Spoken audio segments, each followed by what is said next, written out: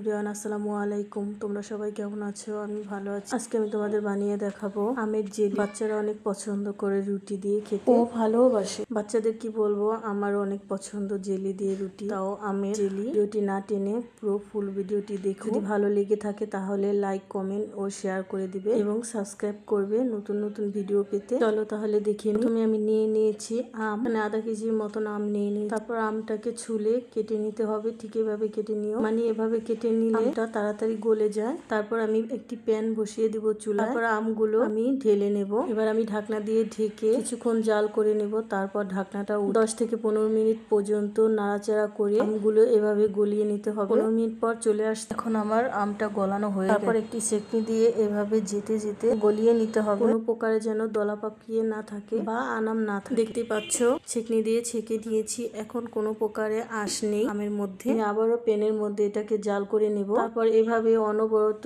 নাড়াচাড়া করে নিতে হবে। তারপর এর মধ্যে দিয়ে দিব 2 কাপ পরিমাণ চিনি। চিনি দেওয়ার পর আমি আবারও নাড়াচাড়া করে নেব। নাড়াচাড়া শেষে দিয়ে দিব আগার আগার পাউডার। আমি আবারও কিছুক্ষণ পর্যন্ত জাল করে এরকম কালার করে নিতে হবে। এখন আমার জেলিটা হয়ে গেছে। কিছুক্ষণের জন্য ঠান্ডা করে নেব। ঠান্ডা করার পর এরকম ভাবে বয়মে ঢেলে নিতে হবে। আমি একটু দেখিয়ে দিচ্ছি চামচ দিয়ে। বাচ্চারা খুব খেতে পছন্দ করে। কতটা সুন্দর হয়েছে। বাইরের জেলি থেকে ঘরেই বানিয়ে ফেলুন বাচ্চাদের জন্য আমের জেলি। রুটি দিয়ে বাচ্চারা ভীষণ পছন্দ করে সকালের নাস্তা খেয়ে নেবে। আজ এ পর্যন্তই। আসি, আবার কোনো ভিডিওতে দেখা হবে। সবাই ভালো থাকবে।